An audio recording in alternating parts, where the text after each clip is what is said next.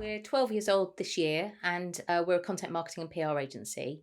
And it came about really from me working in different agencies and getting to the stage where I was just frustrated a little bit. The last agency I worked for, I was really the last thing.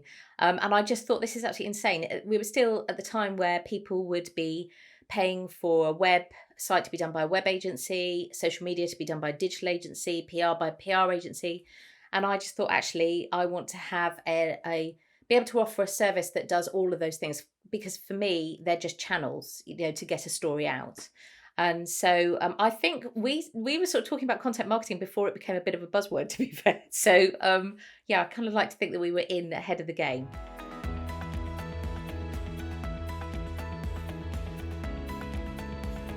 Do it, but make sure you've got spend some time on building your brand and do it. Don't just think I'm gonna try and do it on the cheap and that'll last. Or if you do that, make sure you've got something in place that you can revisit it quickly.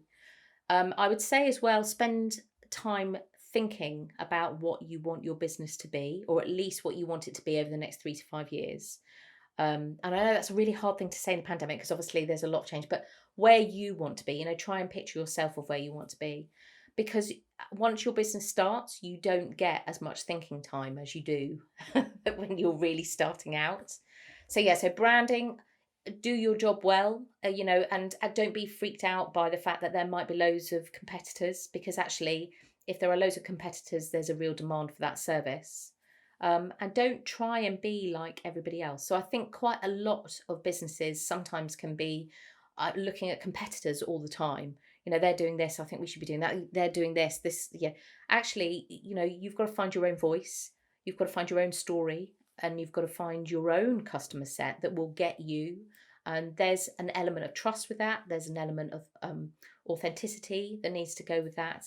And so I think sometimes if you're looking at other people, you're not looking at your own business in the way you perhaps should be. And if you can't do that, get a business coach and just even do a few sessions, because they will challenge your thinking.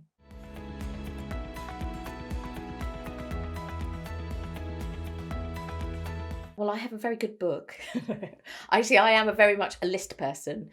So I tend to have a kind of a longer term list, and also then a kind of, short term. In the morning, I work out what needs to be done that day. And I'm very strict about it. And, the quicker I can get through it, the quicker I can finish work. Um, I try now to make sure that I only do meetings at certain times of the week. So I've learned when I'm more productive. Quite a lot of the pandemic actually has almost focused that for me as well, because obviously with homeschooling and running the business, it was very, very long days, and there was certain elements of my job that I cannot do at midnight, and there are some that I'm more than happy to do at midnight, because it's quiet in the house, and so the pandemic has kind of, I think, shone a light on sort of what your job actually entails and when's the best time you should be doing those particular jobs. But yeah, so lists, we have a project management system that the team uses. So we spent some time setting that up with kind of deadlines. We always work with false deadlines. I probably shouldn't say that because clients will recognise that, but we give everybody a false deadline, so that if the work isn't really spot on, there's a bit of time there before it needs to be signed off. Um, and yeah, I think that just recognizing kind of, how your week is going to pan out. One of the big things that I really learned early on was building in that sort of fail safe time. And the reason I did it was because fairly early on from setting the business up, I had flu and couldn't work for 2 weeks. And so all of those things that needed to be done in those 2 weeks, I was kind of like, actually, God, I'm going to have to either play catch up or. And that was a really, really good lesson. I think that was probably 4 or 5 months into setting the business up.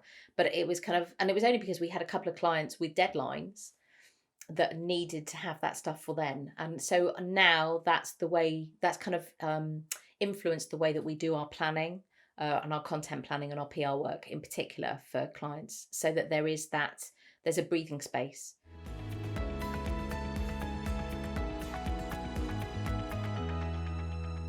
So I do Pilates a couple of times a week. Um, I also try and get up in the morning and do 15 minutes workout, and otherwise I just don't want to do anything during the rest of the day. And sometimes that can be like a 15-minute workout in my bedroom, or sometimes it can be like it was this morning. I went for a half an hour walk out. We're blessed with where we live. So just up into the forest and just to have some headspace and get myself into the zone. But I also, I suppose, setting up the business, I mentioned about, sort of wanting to have that 50-50 childcare and be there for, I've got a daughter. And I don't ever want her to think that I'm doing childcare, but I'm not really in the room. She's really, really hard, sort of with mobiles and stuff like that. But I try not to have my mobile with me when I'm spending time with her, and unless it's to switch on music or whatever, but I try not to do that. So that has really, I suppose I'm quite strict with my time and how I am in the different roles that I have. So, when I'm working. And when I'm being a mum, I'm being a mum. Or, I think it's really important to, sort of be self aware and realize what you need to be productive and to be creative. And I think that's what a lot of the pandemic in the last year has kind of taught a lot of people about, kind of how much time you might waste, sort of in meetings that actually don't need to be an hour and a half, but actually could be 10 minutes and could be a phone call, actually.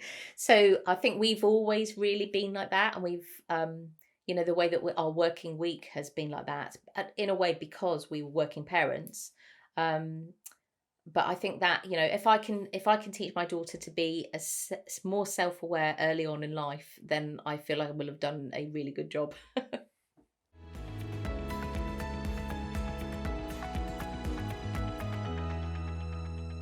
Yeah, well, I'm actually having some sessions with a business coach at the moment, because we're kind of really deciding what kind of direction we want to go in next.